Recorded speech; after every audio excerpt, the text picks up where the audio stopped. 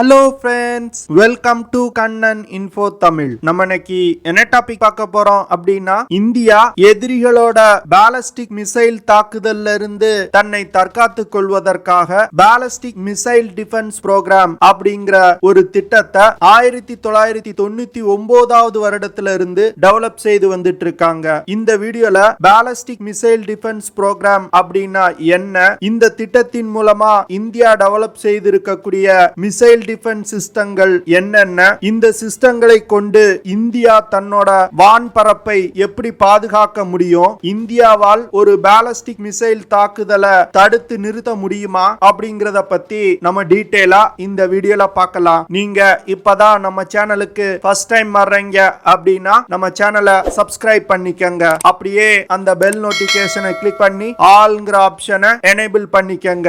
எதிரிகளோட ballistic missile தாக்குதல்ல இருந்து இந்தியாவை பாதுகாக்கிறதுக்காக தொடங்கப்பட்டதுதான் Indian ballistic missile defence programme. இந்த திட்டத்தின் மூலமா ஒன்றுக்கும் மேற்பட்ட அடுக்குகள் கொண்ட ஒரு பாலிஸ்டிக் மிசைல் டிஃபென்ஸ் சிஸ்டத்தை இந்தியா உருவாக்கி இருக்காங்க. இந்தியன் பாலிஸ்டிக் மிசைல் டிஃபென்ஸ் புரோகிராமோட ஃபர்ஸ்ட் ஃபேஸ் முடிவடைந்து விட்டதாகவும் இரண்டாவது ஃபேஸோட வேலைகள் நடந்து கொண்டிருப்பதாகவும் செய்திகள் வெளிவந்திருக்கு. இந்தியாவுடைய பாலிஸ்டிக் மிசைல் டிஃபென்ஸ் சிஸ்டம் 2 அடுக்குகள் கொண்டது. இந்த சிஸ்டத்துல நிலம் மற்றும் கடலில் இருந்து ஏவக்கூடிய இன்டர்செப்டார் மிசைல்கள் பயன்படுத்தப்படுது. இந்தியா எதற்காக இந்த பாலிஸ்டிக் மிசைல் டிஃபென்ஸ் சிஸ்டத்தை உருவாக்கி இருக்காங்க அப்படின்னா, 1990களில் இருந்து சீனா மற்றும் பாகிஸ்தானோட பாலிஸ்டிக் மிசைல்களால இந்தியாவிற்கு அச்சுறுத்தல் இருந்து வருது. ஒரு பாலிஸ்டிக் மிசைல் எப்படி இயங்கும் அப்படின்னா, முதல்ல மிசைல ஒரு குறிப்பிட்ட உயரம் வரைக்கும்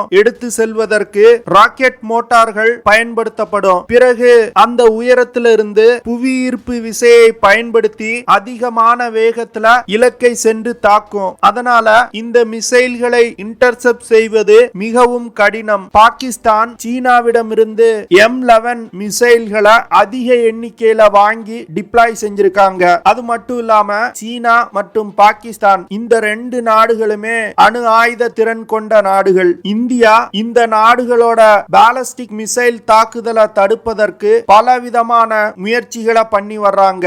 1995ல ரஷ்யாவிடமிருந்து 6 பேட்டரி S-300 ஏர் டிஃபென்ஸ் சிஸ்டத்தை இந்தியா வாங்கி தலைநகர் டெல்லியை பாதுகாக்கிறதுக்காக டிப்ளாய் செஞ்சாங்க. 1998ல இந்தியா தன்னோட 2வது அணு ஆயுத சோதனை நடத்தின பிறகு பாகிஸ்தானும் ஒரு அணு ஆயுத சோதனை நடத்தினாங்க. அது மட்டும் இல்லாம அணு ஆயுதங்களை தாங்கி சென்று தாக்குதல் நடத்தக்கூடிய மிசைல்களையும் பாகிஸ்தான் டெவலப் செஞ்சாங்க. அதனால இந்தியா இந்த விஷயத்தை முறியடிப்பதற்காக இன்டகிரேட்டட் கைடட் மிசைல் டெவலப்மெண்ட் புரோகிராம கையில் எடுத்து பல அதிநவீன மிசைல்களை உருவாக்குனாங்க. இந்த சூழ்நிலையில 1999ல இந்தியா மற்றும் பாகிஸ்தானுக்கு இடையே கார்கில் யுத்தம் நடந்தது. இந்த யுத்தம் நடந்து கொண்டிருக்கும் பொழுது பாகிஸ்தானுடைய ஃபாரின் செக்ரட்டரி ஷம்ஷேத் அகமது அப்படிங்கிறவர் இந்தியா மீது பாகிஸ்தான் அணு ஆயுத தாக்குதல் நடத்தும் அப்படின்னு சொன்னாரு. இது போன்று இந்தியா மீது ஒரு அணு ஆயுத தாக்குதல் நடத்தணும் அப்படின்னு பாகிஸ்தானில் இருந்து பல குரல்கள் எழும்புச்சு. இந்த சூழ்நிலையில அமெரிக்கா இந்தியாவிடம் பாகிஸ்தான் இந்தியா மீது அணு ஆயுத தாக்குதல் நடத்த போறதா எச்சரிக்கை விடுத்தாங்க. ஆனா அப்போதைய பிரதமர் திரு அடல் பிஹாரி வாஜ்பாய் அவர்கள் பாகிஸ்தான் இந்தியா மீது ஒரு அணு ஆயுத தாக்குதல் நடத்துச்சு அப்படின்னா பாகிஸ்தான் இந்த உலக வரைபடத்திலே இருக்காது அப்படின்னு எச்சரிக்கை விடுத்தாரு. இதற்கு பிறகு பாகிஸ்தான் அணு ஆயுத தாக்குதல் குறித்து பேசல. ஆனா இந்தியா ஒரு அணு ஆயுத தாக்குதல் நடத்தப்பட்டுச்சு அப்படின்னா அதை தடுப்பதற்கான வேலைகளை துரிதப்படுத்த ஆரம்பிச்சாங்க. 2002வது வருடம் இஸ்ரேலிடமிருந்து மிசைல் டிஃபென்ஸ் சிஸ்டங்கள்ல பயன்படுத்தக்கூடிய ஆரோ 2 அப்படிங்கிற இன்டர்செப்டார் மிசைலை வாங்க முயற்சி பண்ணாங்க. ஆனா அமெரிக்கா இந்தியாவிற்கு இந்த மிசைல்களை கொடுக்க கூடாது அப்படின்னு தடுத்துட்டாங்க. இந்த விஷயத்துக்கு பிறகுதான் இந்தியா உள்நாட்டிலே ஒரு பாலிஸ்டிக் மிசைல் டிஃபென்ஸ் சிஸ்டத்தை உருவாக்க முடிவு பண்ணாங்க. நவம்பர் 2006வது வருடம் பாலிஸ்டிக் மிசைல் டிஃபென்ஸ் சிஸ்டத்தோட முதல் அடுக்குல பயன்படுத்தக்கூடிய பிருத்திவி ஏர் டிஃபென்ஸ் சிஸ்டத்தை இந்தியா வெற்றிகரமா சோதனை பண்ணாங்க.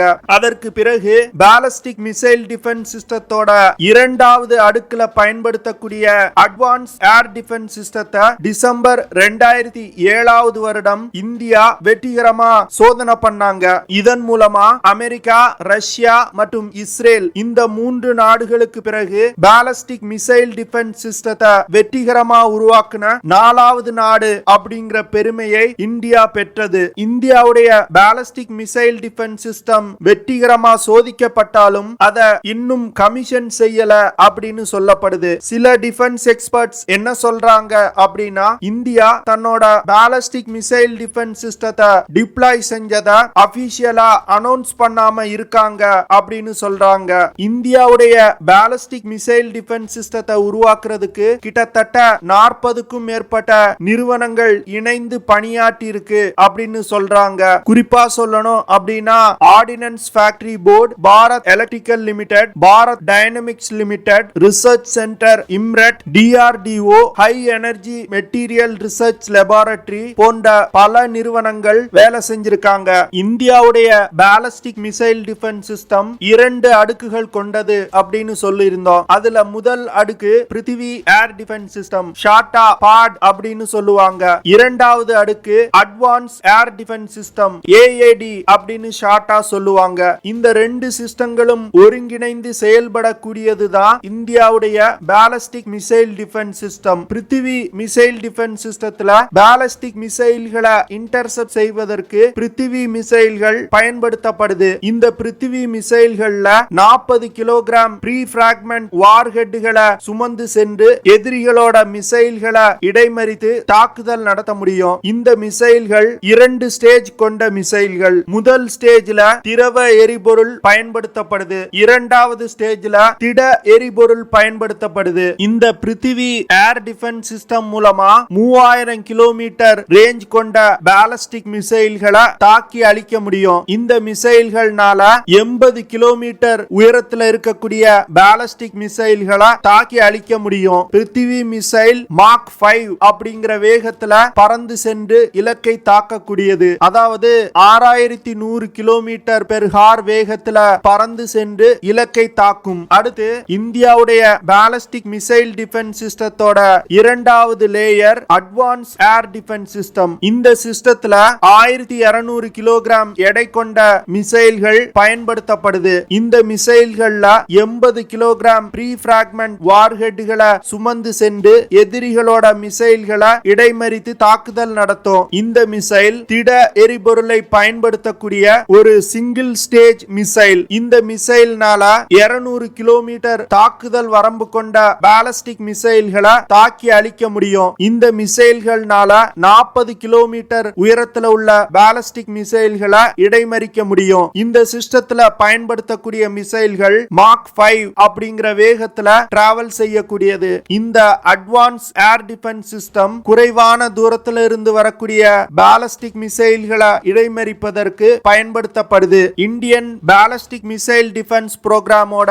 செகண்ட் பேஸோட வேலைகள் நடந்து கொண்டிருக்கு. இந்த செகண்ட் பேஸ்ல இந்தியா பிருத்திவி டிஃபென்ஸ் வெஹிக்கிள் மற்றும் பிருத்திவி டிஃபென்ஸ் வெஹிக்கிள் மார்க் 2 அப்படிங்கிற 2 சிஸ்டங்களை டெவலப் செய்ய முயன்று வந்துட்டு இருக்காங்க. பிருத்திவி டிஃபென்ஸ் வெஹிக்கிள் அப்படிங்கிற சிஸ்டம் 5000 கிலோமீட்டர் தாக்குதல் வரம்பு கொண்ட பாலிஸ்டிக் மிசைல்களை தடுக்கக்கூடியது. இந்த சிஸ்டங்கள்ல பயன்படுத்தக்கூடிய மிசைல்களை இயக்குறதுக்கு 2 ஸ்டேஜ் கொண்ட ராக்கெட் மோட்டார் பயன்படுத்தப்படுது. இந்த ராக்கெட் மோட்டார் திட எரிபொருளை பயன்படுத்தி இயங்கக்கூடியது. பிருத்திவி டிஃபென்ஸ் வெஹிக்கிள் சிஸ்டத்துல உள்ள மிசைல்கள்னால 180 கிலோமீட்டர் உயரத்துல வரக்கூடிய பாலிஸ்டிக் மிசைல்களை தாக்கி அழிக்க முடியும். அடுத்து பிருத்திவி டிஃபென்ஸ் வெஹிக்கிள் மார்க் 2 அப்படிங்கிற சிஸ்டத்தை இந்தியா டெவலப் செய்து வர்றாங்க. இந்த சிஸ்டத்துல பயன்படுத்தக்கூடிய மிசைல்கள் 13 மீட்டர் நீளம் கொண்டதாகவும் 19 டன் எடை கொண்டதாகவும் வடிவமைக்கப்பட்டிருக்கு. இந்த மிசைல்கள் 3 ஸ்டேஜ் கொண்ட மிசைல்கள். முதல் 2 ஸ்டேஜ் திட எரிபொருளை கொண்டு இயங்கக்கூடியது. 3வது ஸ்டேஜ்ல இந்த மிசைல்ல இருந்து ஒரு கில்லர் வெஹிக்கிள் பிரிந்து சென்று இலக்கை தாக்கும். இந்த மிசைல்களை பயன்படுத்தி எக்ஸோ அட்மாஸ்பியர்ல இருக்கக்கூடிய மிசைல்களை தாக்கி அழிக்க முடியும் அப்படின்னு சொல்றாங்க. இந்த மிசைல்கள்னால ஒரு செகண்டுக்கு 10 கிலோமீட்டர் வேகத்துல டிராவல் செய்யக்கூடிய மிசைல்களையும் இடைமறித்து தாக்க முடியும் அப்படின்னு சொல்லப்படுது. இந்தியாவுடைய இந்த பாலிஸ்டிக் மிசைல் டிஃபென்ஸ் சிஸ்டம் அனைத்து விதமான பாலிஸ்டிக் மிசைல் தாக்குதல்ல இருந்து இந்தியாவை பாதுகாக்க கூடியது. குறிப்பா இந்த சிஸ்டங்களை இந்தியாவுடைய முக்கியமான நகரங்களை பாதுகாப்பதற்காகவும் நியூக்ளியர் பவர் பிளான்ட்ஸ் மற்றும் ராணுவ முக்கியத்துவம் வாய்ந்த இடங்களை பாதுகாப்பதற்காகவும் பயன்படுத்தப்படுகிறது. ஓகே ஃப்ரெண்ட்ஸ், நம்ம வீடியோவோட நிறைவு பகுதிக்கு வந்துட்டோம். இதெல்லாம் தான் நான் உங்ககிட்ட ஷேர் பண்ணணும் அப்படின்னு நினைச்ச விஷயங்கள். ஐ ஹோப் நான் ஷேர் பண்ண விஷயங்கள் உங்களுக்கு பிடிச்சிருக்கும் அப்படின்னு நினைக்கிறேன். அப்படி பிடிச்சிருந்துச்சுன்னா ஷேர் பண்ணுங்க, லைக் பண்ணுங்க, கமெண்ட் பண்ணுங்க, மறக்காம நம்ம சேனலுக்கு சப்ஸ்கிரைப் பண்ணுங்க. அப்படியே அந்த பெல் நோட்டிபிகேஷனை கிளிக் பண்ணி ஆல்ங்கிற ஆப்ஷனை எனேபிள் பண்ணிக்கங்க. See you in the next video. Jai Hind.